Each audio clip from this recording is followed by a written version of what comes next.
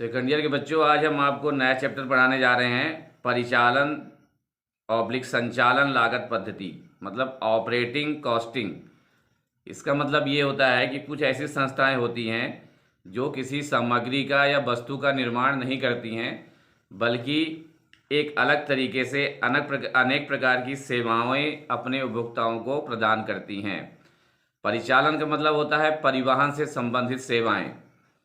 ठीक है, परिचालन का मतलब होता है जो परिवहन, यातायात, इनसे संबंधित जो सेवाएं दी जाती हैं उपभोक्ताओं को, उनको ही परिचालन संबंधी सेवाएं कहा जाता है। क्योंकि परिचालन में जो लागत लगती है, जो कॉस्ट लगती है, उसको ही बोला जाता है परिचालन लागत पद्धति।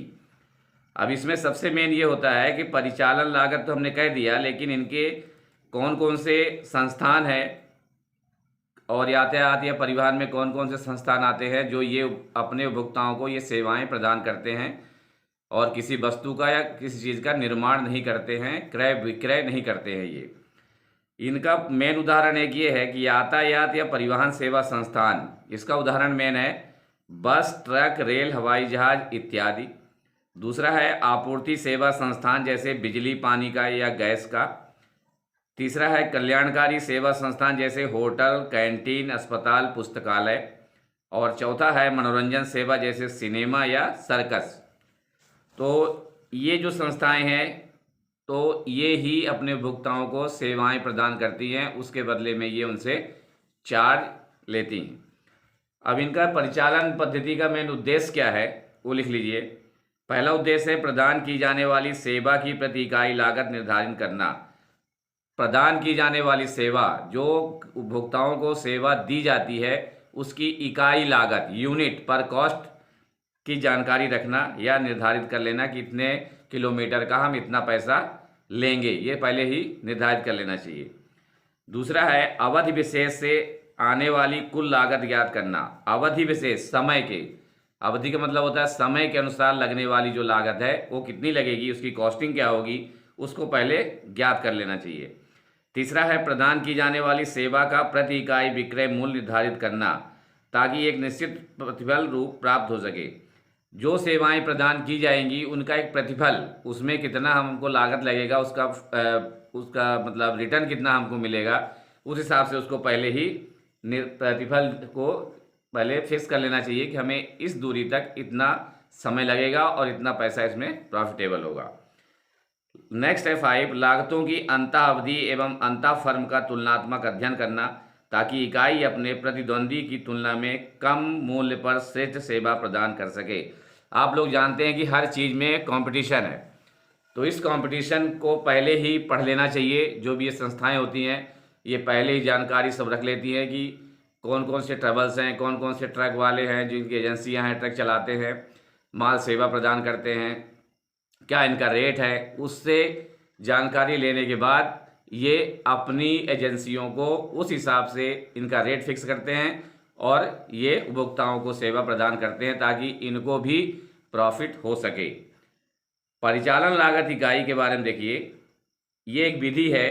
इस विधि में प्रदान की गई सेवा की प्रति इकाई लागत ज्ञात करने के लिए यह आवश्यक हो जाता है कि पहले परिचालन लागत की इकाई निर्धारित कर ली जाए, जो हमने पहले पढ़ा है। प्रातः प्रत्येक सेवा संस्थान अपने व्यवसाय की प्रकृति के अनुसार लागत इकाई का निर्धारण करती है। कुछ सेवा संस्थान लागत की सरल इकाई का प्रयोग करते हैं, उसके विपरीत कुछ सेवा संस्थान संयुक्त इकाई या मिश्रित इकाई का उपयोग करते हैं। सरल लागत इकाई केवल एक तत्व पर आधारित रहती है, जैसे यातायात सेवा संस्थानों में प्रति किलोमीटर, प्रति टन आदि। मिश्रित लागत इकाई का निर्धारण 2 या 2 से अधिक तत्वों पर निर्भर करता है, जैसे माल परिवहन से जुड़ी संस्थाएं। माल का वजन टन या क्विंटल के आधार पर प्रति टन किलोमीटर, प्रति क्विंटल किलोमीटर या प्रति यात्री किलोमीटर द्वारा किया जाता है। जैसे हम बस में सफ़र करते हैं तो हमारा किराया रीवा से नागपुर का समझो 550 रुपये है, तो 550 रुपये किराया है, तो 550 रुपये किराया तो 500 किलोमीटर है भी, तो ये नहीं देखना पड़ेगा कि इसमें कितना डीजल लग रहा है और हमें प्रति व्यक्ति से कितना किराया वसूल करना चाहिए। ये हिसाब किताब पहले ही इन यातायात संस्थाओं को रख लेना चाहिए। उसके बाद फिर ये कार्यक्रम को आगे बढ़ाना चाहिए, उसके बाद उपभोक्ताओं को सेवाएं प्रदान करनी चाहिए। अगर नुकसान हो रहा है तो प्रति व्यक्ति का किराया जो है वो हम निर्धारित करके दोबारा भी अपने इसमें ला सकते हैं, अपनी संस्था में लागू कर सकते हैं कि भाई रीवा से नागपुर का किराया इतना लगेगा।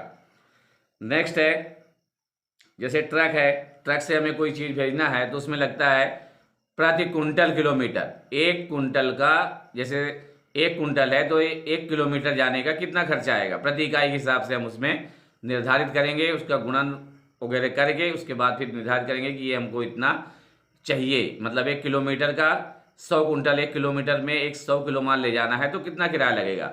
ये चीज़ें पहले ही निर्धारित की जानी चाहिए, तभी उसमें कुछ प्रतिफल उसको मिल सकता है। उसमें प्लस होता है डीजल का रेट क्या चल रहा है, 1 किलोमीटर में कितना किलोमीटर जाएगी। ये सारी हिसाब किताब बनाने के बाद ही उपभोक्ताओं को सेवा प्रदान करती हैं ये कंपनियां, संस्थाएं जो होती हैं। अब सेवा संस्थान, उनकी लागत इकाई, पहले लिखिएगा सेवा संस्थान, एक के नीचे एक लिखिएगा, और फिर उसकी प्रति इकाई लागत की क्या होती है। पहला है माल परिवहन सेवा संस्थान।